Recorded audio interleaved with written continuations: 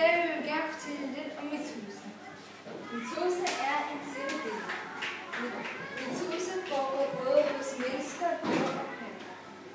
Mitoses formål er at lave deling af celler.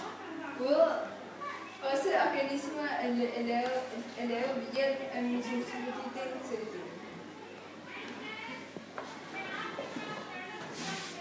Det her er en diamanstreg i en celle. Her fordobler den sig til 2 kromosomer. Her kan vi se, at den bliver hævet ind i en T-tråd ind i midten. Og så kommer de ind i T-trådene, og T-trådene hiver den ligesom en magnet i hver deres side. Så hiver den til 2 celler, som kaldes datterceller.